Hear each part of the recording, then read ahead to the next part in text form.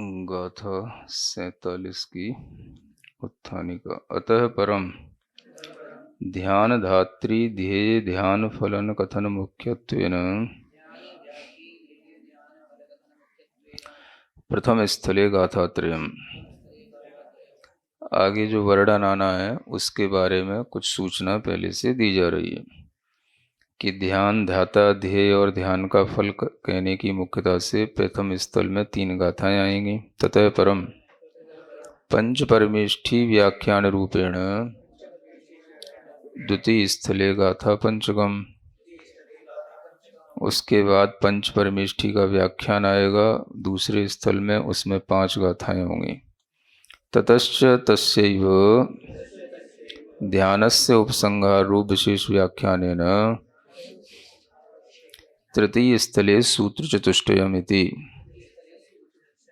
फिर ध्यान का उपसंहार करने रूप विशेष व्याख्यान आएगा तीसरे स्थल में, उसमें 4 गाथा सूत्र होंगे। स्थल त्रय समुदायेन 12 सूत्रेषु द्वितीय अंतराधिकारे समुदाय पातनिका। इस तरह से 3 स्थल इसमें आएंगे और उनमें 12 सूत्र पूरे हो जाएंगे और ये द्वितीय अंतराधिकार जो तृतीय महाधिकार के अंदर है वो भी पूरा हो जाएगा। इसकी ये समुदाय रूप से पातनिका बता दिए। तथा निश्चय व्यवहार मोक्ष मार्ग साधक ध्यानाभ्यासम कुरुत यूयम इति उपदिशति। अब यहाँ यह कहते हैं इस गाथा की उत्थानिका में कि तुम सब लोग ध्यान का अभ्यास करो। इसके लिए प्रेरणा देते हैं। जो भी निश्चय मोक्ष मार्ग के साधक हैं या व्यवहार मोक्ष मार्ग के साधक हैं, सबको ध्यान का अभ्यास करना चाहिए। इस तरह की प्रेरणा इस गाथा में दी जा रही है ना। यानी ध्यान केवल निश्चय मोक्ष मार्ग के साधक के लिए ही नहीं होता, व्यवहार मोक्ष मार्ग का भी जो साधक है उसके लिए भी ध्यान का अभ्यास करना चाहिए, ऐसा यहाँ बताया जाने वाला है। गाथा 47। दुवियम्पि मोक्खेयम् झाणे पाउडदि जम्मुनि नियमा तम्मापयत् चित्ता जूयं झाणं समभसः।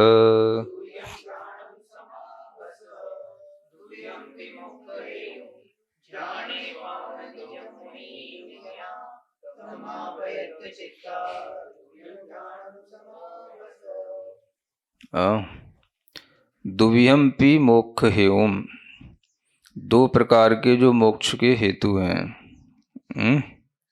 मोक्ष के कारण जो दोनों प्रकार के बताए जाते हैं, व्यवहार और निश्चय, ये झाणे पाउडदी, ये ध्यान में प्राप्त किए जाते हैं। जम, चूँकि नियम से मुनि इनको ध्यान में प्राप्त करते हैं नियम से। तम्मा, इसलिए पयत्त चित्ता, प्रयत्न चित्त हो करके, माने चित्त को इसी प्रयत्न में लगाना। और जूयम माने तुम सब इस झाण का ध्यान का समभस माने अभ्यास करो, ऐसा यहाँ पर कहा जा रहा है। यानी सभी लोग प्रयत्न चित्त होकर के ध्यान का अभ्यास करो। अब देखा जाए तो होगा भले ही नियम से मुनि के लिए, लेकिन ध्यानाभ्यास तो सभी के लिए करने की प्रेरणा दी जा रही है ना। चूँकि दोनों प्रकार का मोक्ष का साधन तो मुनि के ही पास होता है, इसलिए मुनि के लिए नियामकता बन जाती है। लेकिन कुछ ना कुछ व्यवहार रूप से मोक्ष मार्ग का साधन सभी के पास रहता है। जो मुनि के अलावा अन्य लोग भी हैं, उन सब के पास भी ध्यान के माध्यम से ही वो व्यवहार मोक्ष मार्ग का साधन बनेगा। इससे यह भी तात्पर्य निकालना।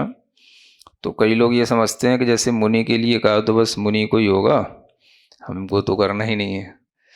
तो मुनि को दोनों प्रकार के हेतु बनते हैं। चूँकि मुनि को केवल ज्ञान की प्राप्ति होगी, मुनि को निश्चय साधक मोक्ष मार्ग का साधक बनना है तो मुनि के लिए तो नियम से होता ही है, लेकिन अन्य सभी लोग भी इस तरह से प्रयत्न चित्त होकर के ध्यान का अभ्यास करें। ये जो नीचे वाली लाइन है वो सबके लिए है। नहीं तो केवल मुनियों के लिए लिख देते हैं ना, केवल मुनि ही ध्यान का अभ्यास करें। तो मुनि का तो उदाहरण इसलिए दे करके बताया जा रहा है कि जब मुनि भी दोनों प्रकार के ध्यान मोक्ष मार्ग ध्यान में ही पाते हैं तो फिर तुमको भी ध्यान में ही सब कुछ पाना है। ये इसका अर्थ है ना। तो उसी की टीका है, दुव्यम पि मोक्ष्यं झाणे पावड़े जम्बुड़े नियमात् द्विविधम अपि मोक्षेतुम ध्यानेन प्राप्नोति यस्मात् मुनिर्नियमात्, है ना। तो ये एक तरीके से उदाहरण दे करके बताया जा रहा है मुनि का। चूंकि जम माने यस्मात्, यस्मात् चूंकि होता है, बोलते हैं ना चूंकि ऐसा है इसलिए ऐसा होना चाहिए, इसलिए ऐसा है। चूंकि 4 रुपए में एक केला आता है इसलिए है ना 8 रुपए में 2 आएंगे ही निश्चित। तो ये चूंकि के लिए आता है। दोनों प्रकार के मोक्ष के हेतु चूंकि मुनि को ही नियम से ध्यान के द्वारा प्राप्त होते हैं, है ना। तद यथा निश्चय रत्नत्रयात्मकम निश्चय मोक्ष हेतु निश्चय मोक्ष मार्गम, जो निश्चय रत्नत्रयात्मक निश्चय मोक्ष मार्ग होता है वो निश्चय मोक्ष के लिए हेतु होता है। तथैव व्यवहार रत्नत्रयात्मकम व्यवहार मोक्ष हेतु व्यवहार मोक्ष मार्गम च, है ना। इसी तरीके से जो व्यवहार मोक्ष मार्ग है वो व्यवहार रत्नत्रय रूप है। वो व्यवहार मोक्ष का हेतु होता है, माने व्यवहार रत्नत्रय का पालन करने से आपको व्यवहार से मोक्ष का कारण बनेगा और निश्चय मोक्ष मार्ग का पालन करने से आपको निश्चय मोक्ष का हेतु बनेगा। और इन दोनों में क्या होता है, च यम साध्य साधक भावेन कथितवान पूर्वम। अब ये सभी साध्य साधक भाव से हमने पहले कही रखा है, कई बार बता चुके हैं कि निश्चय मोक्ष मार्ग जो है वो साध्य है और व्यवहार मोक्ष मार्ग उसका साधक है। तो व्यवहार मोक्ष मार्ग के अभ्यास से निश्चय मोक्ष मार्ग रूपी साध्य को प्राप्त करके निश्चय मोक्ष की प्राप्ति की जाती है। तो इससे ये भी समझना कि व्यवहार भी मोक्ष होता है और निश्चय भी मोक्ष होता है। व्यवहार रत्नत्रय वालों को व्यवहार से मोक्ष मिलेगा और निश्चय रत्नत्रय वालों को निश्चय से मोक्ष मिलेगा, है ना। वो भी समझना। पूर्वम तद्विदम अपि निर्विकार स्वसंवित्ति आत्मक परम ध्यानेन मुनि प्राप्नोति यस्मात् कारणात्। हाँ, चूंकि जिस कारण से मुनि लोग ये पूर्वम पहले जो कथितवान पहले जो कहा गया है उसी विधि वाला ये निर्विकार स्वसंवित्त्यात्मक परम ध्यान से मुनि इसको प्राप्त कर लेते हैं। तम्मा प्रयत्न चित्ता जूयम झाणम समाप्त तस्मात् प्रयत्न चित्ता संतः हे भव्य यूयम ध्यानम समभ्यसत सम्यक अभ्यसत, है ना। इसलिए हे भव्या, अब आ गया ना, इसलिए हे भव्य जीवो सबके लिए कहा जा रहा है। इसलिए प्रयत्न चित्त हो करके क्या करना, हे भव्य जीवो सभी लोग ध्यान का सम्यक रूप से अभ्यास करो। तथा ही तस्मात् कारणात्, है ना, वो इस प्रकार क्योंकि इस कारण से दृष्ट श्रुत अनुभूताना अनुभूत अनुभूत नाना मनोरथ रूप समस्त शुभाशुभ रागादि विकल्प जालम त्यक्त्वा परम स्वास्थ्य समुत्पन्न सहज आनंदैक लक्षण सुखामृत रसास्वाद अनुभवे स्थित्वा च ध्यानाभ्यासम कुरुत यूयम इति, है ना। ये कहते हैं इस कारण से क्या करना, दृष्ट श्रुत और अनुभूत ऐसे अनेक प्रकार के मनोरथ रूप जो समस्त शुभ अशुभ रागादि विकल्प जाल हैं, है ना, ध्यान करने के लिए इनको पहले छोड़ना पड़ता है। देखे हुए, सुने हुए और अनुभूत किए हुए, ये तीन तरह के विकल्प मन के अंदर पड़े रहते हैं, है ना। कितने तरह के? तीन तरह के। जो देख लोगे वो मन में दिखेगा जब ध्यान करने बैठोगे।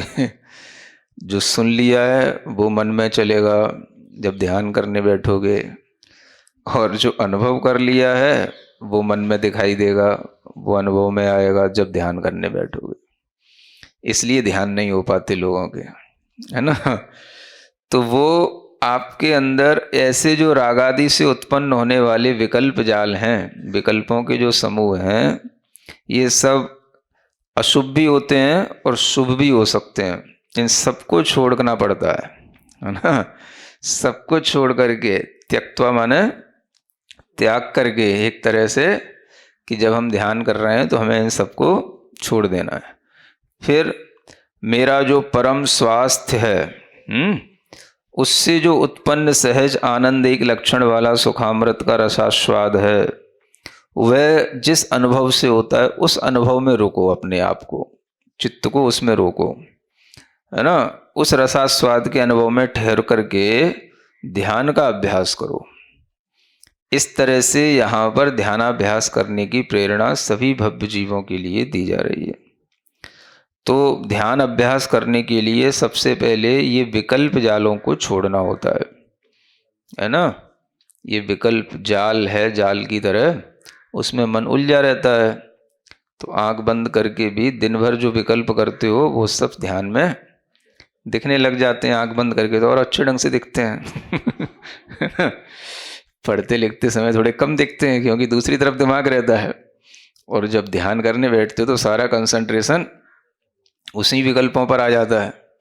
तो उसी जाल में फिर चित्त उलझा रहता है, और उसी के कारण से वह जो परम स्वास्थ्य है, यानी कि आत्मा में उत्पन्न होने वाला जो सुख अमृत है, उसके अनुभव में वह स्थिर नहीं हो पाता, उसमें नहीं ठहर पाता, और विकल्प जालों में उलझ करके टाइम पूरा कर लेता है। इस तरह से जो ध्यानाभ्यास नहीं कर पाता, उसके लिए यहाँ पर कहा जा रहा है, ये आपको अपने मन के अंदर के विकल्प पहले संकल्प पूर्वक छोड़ने होंगे, तब आप इस तरह के सुख का अनुभव करते हुए ध्यानाभ्यास करने के लायक बनोगे। अब ध्यान अभ्यास करना है तो किसको ध्यान करना है, कैसे ध्यान होना है, ध्याता का क्या लक्षण होना है, आगे कुछ थोड़ा थोड़ा सब बताया जाएगा। अथ ध्यात्री पुरुष लक्षणम कथयति। अब जो ऐसे ध्यान करने वाला है वो ध्याता पुरुष क्या करे, उसका लक्षण कैसा होना चाहिए, वो कहते हैं मामुज्जह मारज्जह मादूषः इट्ठनिट्ठ अट्ठेषु थिरमिच्छहि जयि चित्तम विचित्त झाड़प से धिये।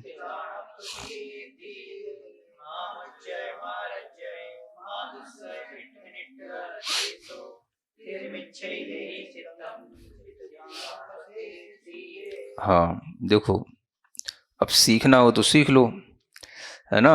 ध्याता पुरुष का लक्षण बताया जा रहा है ना। पुरुष कहने का मतलब पुरुष ही नहीं है, है ना। ध्याता कोई भी पुरुष माने आत्मा होता है। ध्याता कोई भी हो सकता है। माँ मुझ, है ना, तो क्या करना, माँ मुझे मतलब आचार्य कहते हैं मोह मत करो पहले, मारज्य राग मत करो, मादूषः द्वेष मत करो। किसमें, इट्ठ अनिट्ठ अट्ठेसु, है ना। इष्ट और अनिष्ट अर्थ माने पदार्थों में, चाहे वो पदार्थ आपके लिए इष्ट हो या अनिष्ट हो, उनमें मोह राग द्वेष पहले करना बंद करो। तो जो पदार्थ बाहर के हैं उन बाहरी पदार्थों में दो ही तरह की कल्पनाएं होती हैं। कुछ हमको अच्छे लगते हैं वो इष्ट हो गए, जो हमको अच्छा नहीं लगता वो अनिष्ट हो गया। तो इष्ट में राग होगा, मोह होगा, है ना, अनिष्ट में द्वेष होगा। तो जब तक ये राग द्वेष मोह में चित्त उलझेगा तब तक वो इष्ट अनिष्ट में ही संकल्प विकल्प करता रहेगा। उसी इष्ट अनिष्ट की कल्पना ही आंख बंद करके और अच्छे ढंग से करता रहेगा और ज़्यादा उसको इष्ट में और राग बढ़ेगा, अनिष्ट में और द्वेष बढ़ेगा। ये बात भी निश्चित है ना। जितना अच्छा राग द्वेष हम आँख खोल के नहीं करते, उससे और अच्छा राग द्वेष हम आँख बंद करके करने लग जाते हैं। हाँ, जो ध्यान करने बैठ जाते हैं तो अगर उन्हें राग द्वेष बाहर के इष्ट अनिष्ट पदार्थों में रहता है तो ध्यान में वो और ज़्यादा दिखने लग जाता है। ध्यान में फिर वो चित्त उसी में उलझ जाता है तो और ज़्यादा वो गाढ़ापन आ जाता है उसमें। हाँ, अब अंतर तो यही है, तुम सबको छोड़ दो, सबको अपने से अलग कर दो, है ना। चाहे राग हो चाहे मोह हो। तुमको समझने के लिए इतना ही समझ लो, मोह घर वालों से होता है और राग रिश्तेदारों से होता है। ठीक है, मित्रों से जो होता है वो राग है, चलते फिरते जो लोगों से हो जाता है वो राग है, और घर वालों से जो होता है वो मोह है। इतना ही सीख लो, यही बहुत है। तो इस राग द्वेष मोह को छोड़ने के लिए कहा जा रहा है। तो ये छोड़ना कैसे होगा? तो खुद आपको अपने मन से कहना पड़ेगा, हे मन, हे चित्त, बाहरी किसी भी व्यक्ति से, वस्तु से राग मत कर, मोह मत कर, द्वेष मत कर, ईर्ष्या मत कर, चुगली मत कर, मात्सर्य मत कर, प्रेम मत कर। किससे कहना पड़ेगा? आचार्य तो कह रहे हैं माँ मुझे मत करो। किससे कह रहे हैं? सभी से कह रहे हैं ना। तो सभी को अपने मन से कहना पड़ेगा, तब जाकर के आपका चित्त, अगर आप चित्त को थिरम इच्छई जय चित्तम, अगर आप चित्त को थोड़ा सा स्थिर करना चाहते हैं तो पहले आपको ये करना पड़ेगा, है ना। तो चित्त स्थिर हुए बिना ध्यान की सिद्धि नहीं हो सकती। विचित्त झाड़प सिद्धि है, यानी अनेक तरह से ध्यान की सिद्धि होती है, अनेक तरह के ध्यान होते हैं। वो किसी भी प्रकार के ध्यान की सिद्धि आपकी तब तक नहीं होगी जब तक आपका चित्त स्थिर नहीं होगा। तो चित्त को स्थिर करने के लिए इष्ट अनिष्ट विषयों में राग द्वेष मोह का अभाव पहले मन के संकल्प के साथ करना होता है। ये इसकी विधि है, और ऐसा जो भी करेगा वही ध्याता पुरुष कहलाएगा, ध्याता आत्मा कहलाएगा। ध्यान करने वाला जो आत्मा है उसकी ये एलिजिबिलिटी है कि वह कम से कम पहले इतना करके बैठे। सीधा सीधा बैठेगा तो कुछ नहीं होगा। तो ध्यान करने से पहले आपको ये करना है ना। तो हमेशा इष्ट पदार्थों में राग होना, अनिष्ट में द्वेष होना, ये मन का एक सहज स्वभाव है, और यही स्वभाव मन का हमेशा बना रहता है। तो वही हमेशा ध्यान में भी उतर आता है। तो ध्यान के काल में आपको इतना मन को समझाना पड़ेगा, मेरा बाहरी किसी भी पदार्थ से कोई भी राग नहीं, मोह नहीं, द्वेष नहीं। क्योंकि जिससे राग होगा वो मित्र होगा, द्वेष से होगा जो उससे शत्रु होगा। तो मेरा कोई मित्र नहीं, मेरा कोई शत्रु नहीं। और जिससे मोह होगा वो आपको बहुत ज़्यादा अपना लगेगा। तो मेरा कोई अपना नहीं, मेरा कोई पराया नहीं। हम्म? अब अकिंचन कह लो, चाहे किंचन कह लो, चाहे सकिंचन कह लो, भावना करने के लिए तो ध्यान से पहले आपको अपने मन को इस तरह से समझाना पड़ेगा, है ना।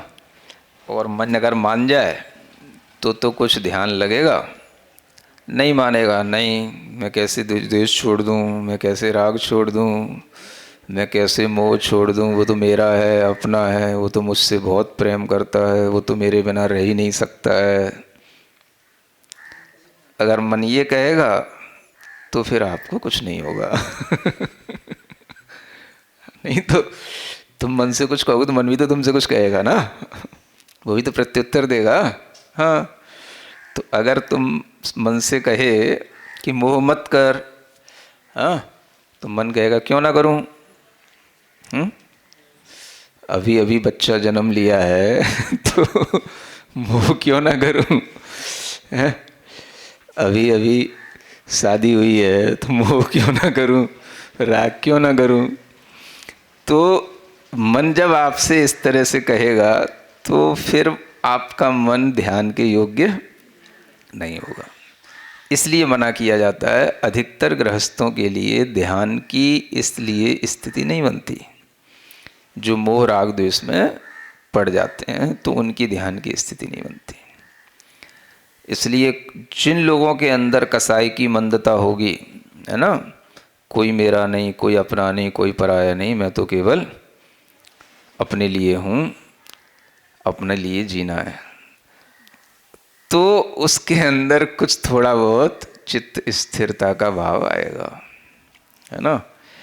इसलिए ये कहा जा रहा है ध्याता पुरुष तभी ध्यान के योग्य होगा जब वह इष्ट अनिष्ट पदार्थों में राग द्वेष मोह करना छोड़ दे, है ना। कम से कम उतने समय के लिए ही छोड़ दे। दिन भर कर लो, लेकिन एक बार उतने समय के लिए भावना, एक बार उतने समय के लिए तो मन को समझा लो, हाँ मेरा वास्तव में किसी से कोई राग नहीं है, मेरा वास्तव में किसी से कोई मोह नहीं है, मुझे किसी से कोई द्वेष नहीं है। अगर इतना भी कह पाए मन से और इतना भी मन मानने को तैयार हो गया तो भी कुछ संभावनाएं हैं ध्यान के लिए। और अगर आपका मन उल्टा आपको जवाब देने लगे तो फिर बहुत मुश्किल हो जाएगा, है ना। तो ये सबसे बड़ी शर्त है। तो ये शर्त में जो गृहस्थ भी फिट हो जाएंगे तो वो गृहस्थ भी कर पाएंगे ध्यान, है ना। अब वो चाहे प्रतिमाधारी हो या बिना प्रतिमाधारी हो, लेकिन जिनका मन इतना सहज हो, सरल हो, जिन्हें किसी से कोई राग द्वेष मोह नहीं हो, कोई ज़्यादा जिनके अंदर कसाय भाव उत्पन्न नहीं होता, तो वो भी कर पाते हैं। तो ऐसे भी गृहस्थ होते हैं जिन्हें कोई होता हुआ भी सब कुछ, उन्हें किसी से कोई ज़्यादा लगाव नहीं होता या किसी से कोई राग द्वेष नहीं होता, तो वो लोग भी समय निकाल पाते हैं, वो लोग भी कर पाते हैं, उनको भी इस तरह के ध्यान आदि करने में अच्छा लगता है। ऐसे कई गृहस्थ हैं, है ना, जो घर छोड़ छोड़ करके 3-3, 5 माह 10-10 दिन के लिए भी आ जाते हैं तो भी बैठे रहते हैं, करते रहते हैं। कोई उनको घर भर की ज़्यादा याद नहीं आती, ठीक है सब चल रहा है, घर पे भी घर जैसे सब चल रहा है, जब जाएंगे जब देख लेंगे। तो इस तरह की भी प्रवृत्तियाँ जिनके मन में रहेंगी वो भी ध्यानाभ्यास करने के योग्य बन सकेंगे। तो कुल मिलाकर के बहुत बड़ा सूत्र, ध्यान करने के से पहले आपको अपने मन को राग द्वेष मोह से दूर करना पहले पड़ेगा। इसी से विकल्प उत्पन्न होंगे, फिर विकल्पों का तांता लग जाएगा, उसी को विकल्प का जाल कहते हैं। और उसी में उलझ करके आप रह जाएंगे तो फिर आप ध्यान तक नहीं पहुंचेंगे, फिर आपको भीतर से टेंशन हो जाएगी, तो आपको आंखें खोल करके बाहर दरवाज़ा खोल के निकलना ही पड़ेगा, भाई कुछ नहीं हो रहा। है ना। तो लोग उखड़ के फिर भागते हैं, फिर हमसे नहीं लग रहा ध्यान में। हाँ, तो ये भी स्थितियाँ बनती हैं।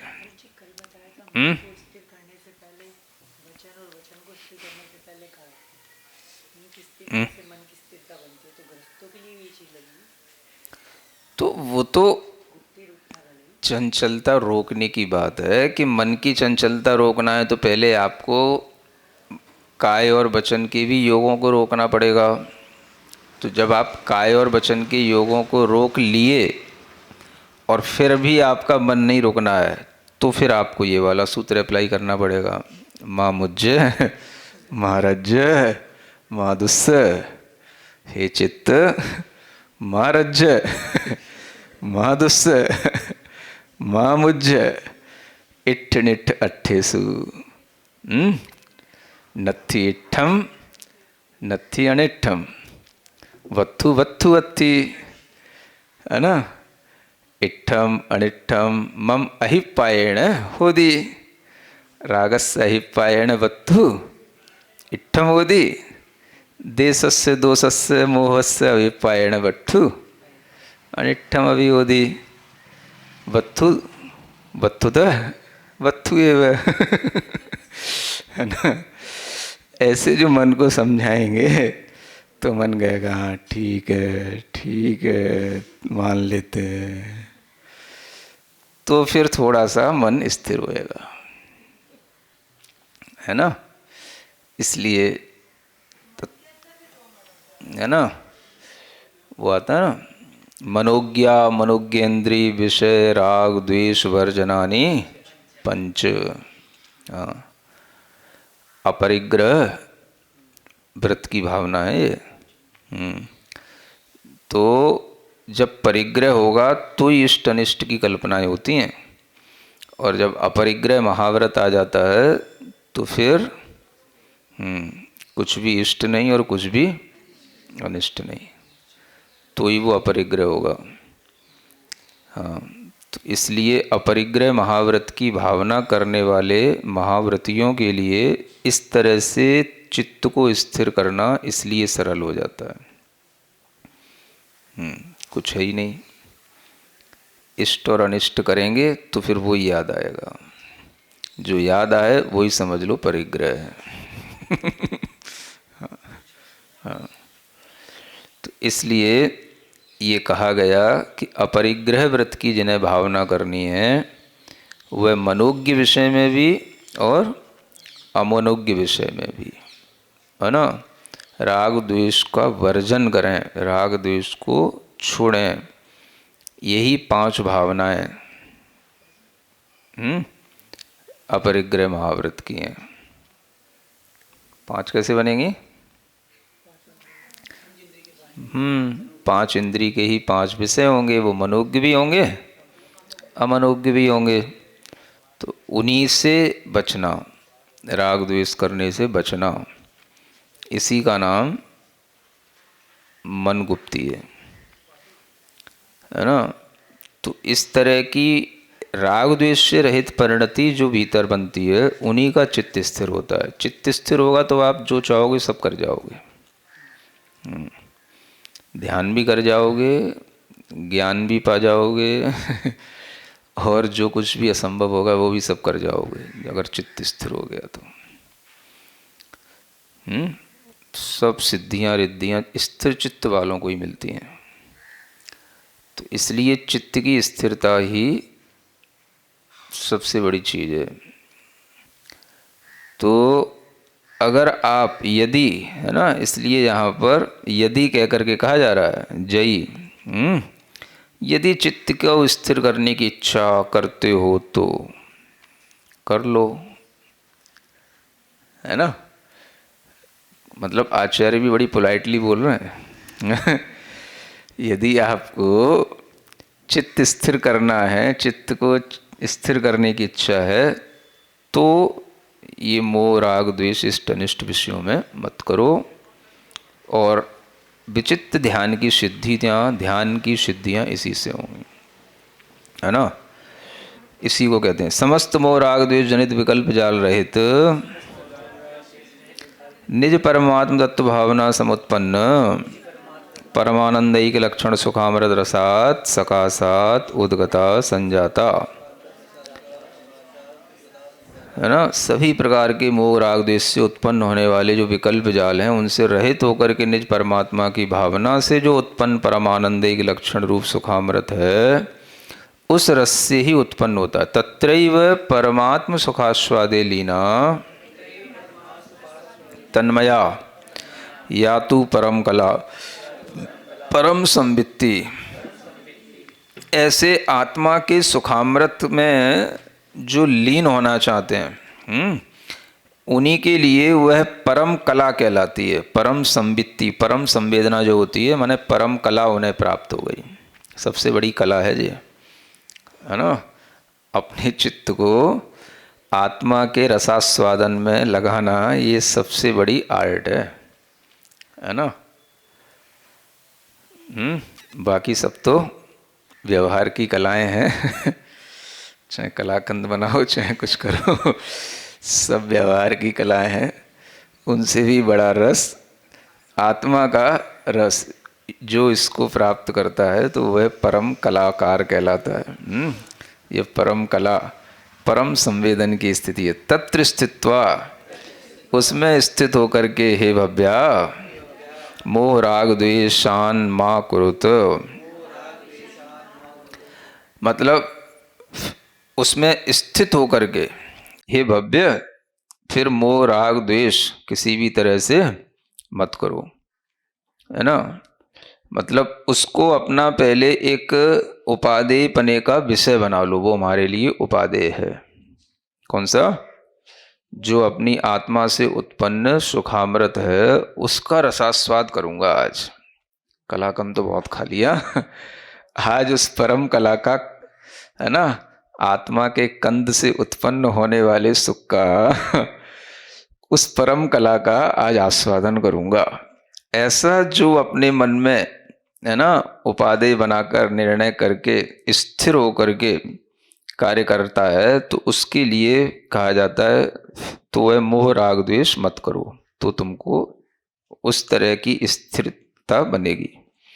किन विषयों में? इट्ठन स्रग वनिता चंदन तांबुलादि इष्टेंद्रिय अर्थ, है ना। इष्ट इंद्रिय के विषय क्या होते हैं? स्रग माने माला, वनिता माने स्त्री, चंदन माने चंदन, तांबुल माने पान मसाले आदि, ये सब इष्ट इंद्रिय के विषय हैं। जो तन मन को अच्छे लगते हैं, मालाएं, सुगंधित, चंदन के, है ना, लेप, तांबुल आदि, पान सुपाड़ियाँ खाना, ये सब चीज़ें इष्ट होते हैं सभी के लिए। और अनिष्ट क्या होता है? अहि विषकंटक शत्रु व्याधि प्रवृत्तय पुनः अनिष्ट इंद्रिय अर्थास्तेषु। ये अनिष्ट इंद्रिय के विषय हैं। अहि माने सर्प दिख जाए, विष कहीं मिल जाए, कांटे मिल जाए, शत्रु मिल जाए, कोई रोग हो जाए इत्यादि, ये सब अनिष्ट होते हैं। ये तो कभी हो भी ना जाए इनका चिंतन भी मत कर लेना इतना आदमी इनसे डरता है। तो ऐसे इन अनिष्ट इंद्रिय के विषयों में यदि किम क्या करना चाहते हो? यदि स्थिरम इच्छै चित्तम तत्रैव परमात्म अनुभवे स्थिरम निश्चलम चित्तम यदि इच्छति यूयम, है ना। अगर तुम उस परमात्म तत्व के अनुभव में अपना चित्त को स्थिर निश्चल करना की इच्छा करते हो, किमर्थम? विचित्र ध्यान प्रसिद्धि विचित्रम नाना प्रकारम यद ध्यानम तत्प्रसिद्धि निमित्तम। जो अनेक प्रकार का ध्यान होता है, ध्यान भी एक प्रकार के नहीं होते हैं, अनेक तरह के ध्यान होते हैं। पिंडस्थ, पदस्थ, रूपस्थ, रूपातीत, है ना। उसमें भी आज्ञा विचय, अपाय विचय, विपाक विचय, संस्थान विचय, और बढ़ जाना हो तो 10 प्रकार के और भी जो होते हैं धर्म ध्यान। तो फिर ये धर्म ध्यान है, फिर शुक्ल ध्यान है, ध्यान के भी ढेरों भेद हैं। तो उन सब ध्यानों के नाना प्रकार की सिद्धि के निमित्त से अथवा विगतम चित्तम चित्तोद्भव शुभाशो विकल्प जालम यत्र तद विचित्तम ध्यानम तदर्थमिति, है ना। विचित्र के यहाँ पर 2 अर्थ बताए जा रहे हैं। एक तो विचित्र माने नाना प्रकार का होता है, so too many kinds of meditation. एक तो ये विचित्र कहलाता है, और एक होता है जिसमें से चित्त के अंदर से जो अशुभ अशुभ विकल्प जाल विगतम मन निकल गए हैं, वह चित्त रहित हो गया, वही ध्यान हो गया, है ना। माने जिसका मन शुभ अशुभ विकल्प जालों से रहित हो गया, तो मन भी हट गया, मन में कुछ रहा ही नहीं, तो वो ध्यान हो ही गया बस, तो ध्यान हो जाएगा, है ना। ध्यान करने के बीच में जो सबसे बड़ा ऑब्स्टेकल है वो योर माइंड बस, और कुछ नहीं है। तो और माइंड का मतलब भी जिसमें ये सब अब चलते ही रहता है आजकल, लोग तो ओवर थिंकिंग करते ही रहते हैं। तो जो ओवर थिंकिंग का मतलब ही है ये सब विकल्प जालों में पड़े रहना, किसी भी चीज को लेकर के जरूरत से ज्यादा, है ना, बस उसी में धुन में लगे रहना, अनेक तरह के मन के विकल्पों में उलझे रहना, बस फिर उससे टेंशन हो जाती है, तो बस फिर शुरू हो जाते हैं तरह तरह की बीमारियां। तो ये ओवर थिंकिंग होती है। तो जिनको ध्यान आदि करने की सहजता होती है, उन्हें ओवर थिंकिंग तो कभी हो ही नहीं सकती, करनी क्या नहीं चाहिए, हो ही नहीं सकती है ना। सामायिक जिनका गुण हो है ना, और जो दिन में 3 बार अगर सामायिक करेंगे तो ओवर थिंकिंग तो हो ही नहीं सकती, सारी चीजें वहीं पे शांत हो जाती हैं। तो ये सब टेंशन लेस होने के जो मेथड हैं वो यही सब हैं, सामायिक, मेडिटेशन।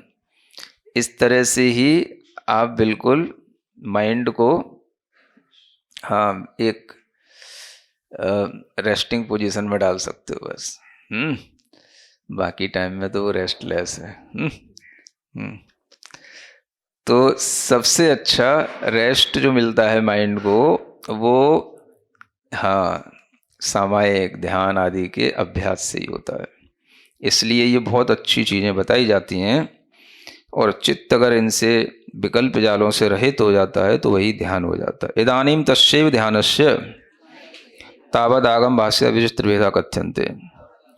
अब जो वो ध्यान है उसको अब थोड़ा सा आगम की अपेक्षा से बताते हैं। आगम की भाषा में इन ध्यानों को क्या कहा जाता है? तथा इष्ट वियोग, अनिष्ट संयोग, व्याधि प्रतिकार, भोग निदानेषु वांछा रूपम चतुर्विधम आर्त ध्यानम, है ना।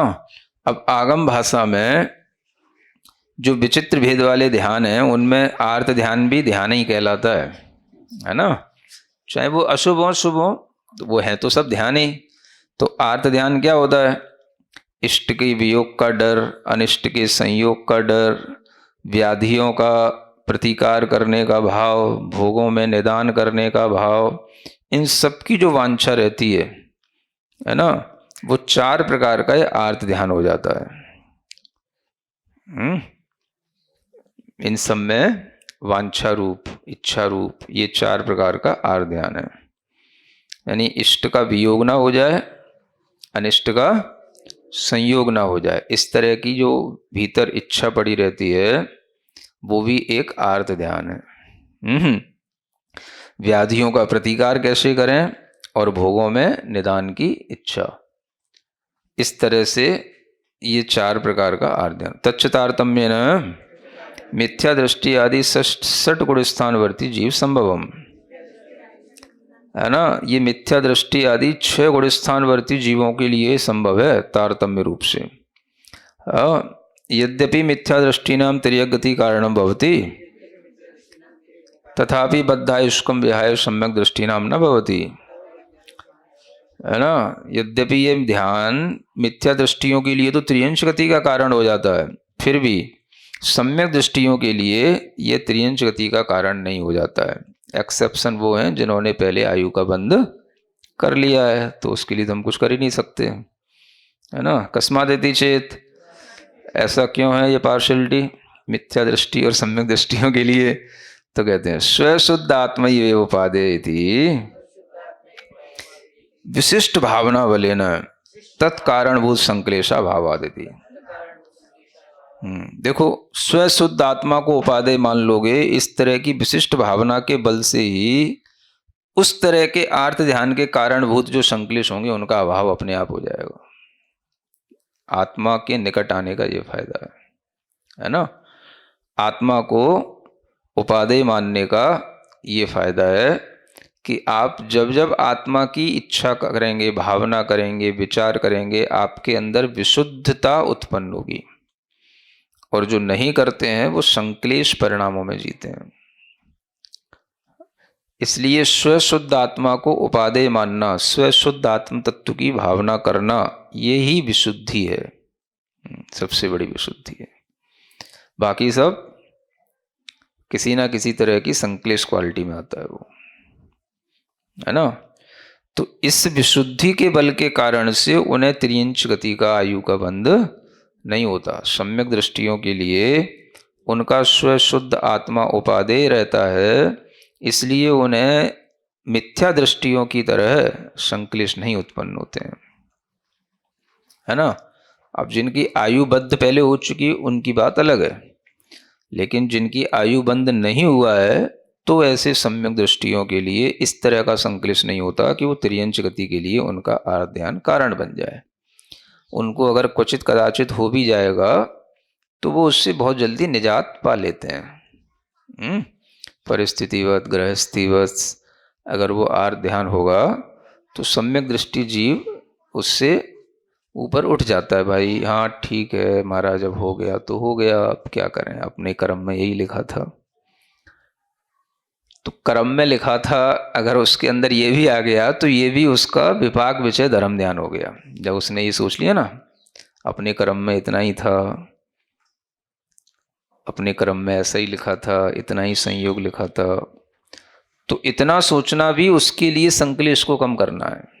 इसका मतलब क्या हो गया, उसने विपाक विषय धर्म ध्यान कर लिया, जैसे ही उसने कर्म के लेखे पर छोड़ दिया। तो सम्यक दृष्टि जीव उसमें बिल्कुल मोह के कारण से अपना समय उसी दुख में डुबोए नहीं रखता है, उससे ऊपर उठ जाता है। सब जीवों की अपनी अपनी परिणति है, अपना अपना सबका पुण्य पाप है ना। तो हमारा भी पुण्य पाप ही है। अगर हमारा किसी के साथ संयोग है तो, वियोग है तो, ऐसा सोच करके वह हमेशा अपने परिणामों में दुख से हट जाता है बस। तो उसके अंदर विशुद्धि बनी रहती है, इसलिए वह त्रियंच गति जैसी मोह के कारण से ऐसा बंद नहीं करता, है ना। कौन से थे वो, सुकौशल महाराज, जिनकी माँ ने त्रियंच गति का बंद कर लिया था ना, त्रियंच आयु का, सियालनी बन गई थी। सुकमाल, सुकमाल। तो एक ऐसा मोह होता है।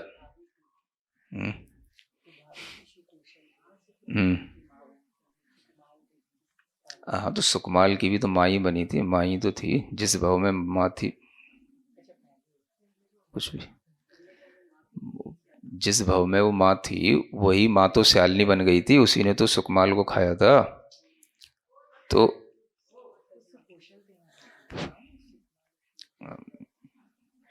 वो भी उसकी माँ ही तो थी।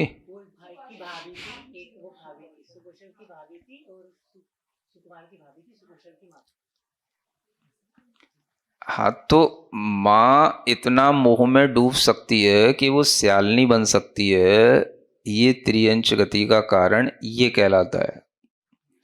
त्रियंच आयु के बंध का कारण इस तरह का मोह कहलाता है। अब समझ में आ रहा है मोह किसे कहते हैं? हाँ, मेरा बेटा चला गया, दीक्षा ले ली, है ना, बहुत बुरा कर दिया उसने, कौन से जन्म का बदला लिया उसने मुझसे, तो उसमें रो रो करके उसने त्रियंच आयु का बंद कर लिया, जबकि उसने कुछ बुरा काम नहीं कर लिया था दीक्षा ही ले ली थी तो मुनि का स्मरण कर रही है, बेटे का स्मरण कर रही है तो मुनि का करती तब तो फिर थोड़ा संतोष ही हो जाता कि हाँ चलो कितना अच्छा हो गया, मुनि महाराज बन गया। अब वो मेरा बेटा नहीं रहा, मेरा बेटा चला गया, है ना, बेटे ने ऐसा क्यों कर लिया। तो इस तरह का जो उसके अंदर जो आर्त ध्यान चला, उससे ही उसने त्रियंच गति का देखो बंद किया। ये कहलाता है मिथ्या दृष्टि जीवों के संक्लेश के कारण से होने वाला त्रियंचायु का बंध, है ना। तो इस तरह का मोह कहलाता है ये, जिसमें व्यक्ति की बुद्धि उल्टी हो जाए उसको मोह कहते हैं। सुन रहे हो? हाँ। उसे मुनि महाराज नहीं दिखते उसे बेटे का आत्म कल्याण हो रहा वो नहीं दिखता, उसे अपना मोह दिखता। मेरा बेटा चला गया, मेरा बेटा चला गया, मेरे बेटे ने बहुत गलत कर दिया। चोरी कर लाता तो शायद इतना नहीं रोती हाँ हाँ, ये भी सोचने की बात है। अगर चोरी कर लाता, कुछ धन वन निकाल लाता किसी का और दे देता माँ को, तो नहीं रोती। हाँ, तो तार ध्यान नहीं करती। हाँ है? हाँ हाँ, बस बेटा ही होना चाहिए, चाहे वो चोरी करे चाहे कितने कुकर्म करे, बस बेटा होना चाहिए उसे, है ना इसी का नाम है मोह समझ में आ गया? हाँ। तो मोह के कारण से बुद्धि जब उल्टी होती है तो उसे फिर वो नहीं दिखता कि चोरी कर रहा है, कि कुकर्म कर रहा है, कि घर में नुकसान पहुंचा रहा है, उसे वो नहीं दिखता वो कुछ भी। बस मेरा बेटा तो है ना, बस इसी का नाम मोह कहलाता है। तो ऐसे जीवों के लिए नियम से संक्लेश परिणामों से त्रियंच आयु का बंध होता है। ऐसा यह आर्त ध्यान पहले गुण स्थान से लेकर के छठवें गुण स्थान तक भी संभव हो जाता है। लेकिन वह सम्यक दृष्टि होने के कारण से वह आर्त ध्यान होते हुए भी कुचित कदाचित वह हो सकता है, लेकिन वह उसके लिए अशुभ गति का कारण नहीं बनता।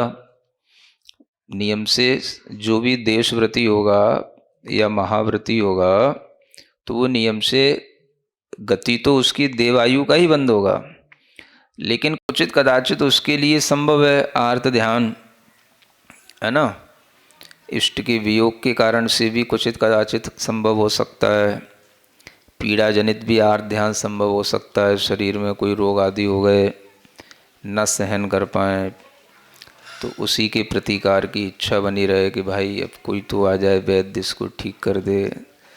सबको दिखा लिया, कोई ठीक नहीं कर पा रहा है, कैसे ठीक होगा। ये प्रतिकार करने की इच्छा होते हुए भी उसको ठीक नहीं कर पाना भी अपने आप में एक आर्त ध्यान का परिणाम बन जाता है। तो वो भी छठवें गुण स्थान तक संभव है। जैसे ही वो सप्तम में अनुभव करेगा तो उसको आर्त ध्यान नहीं होगा, लेकिन जैसे ही वो छठवें गुण स्थान का अंतर मुहूर्त आएगा तो उसकी दृष्टि शरीर से जुड़ जाएगी। तो वो उस समय पर उसको फिर वही समझ में आएगा, शरीर रोगी है, इसका प्रतिकार करना है।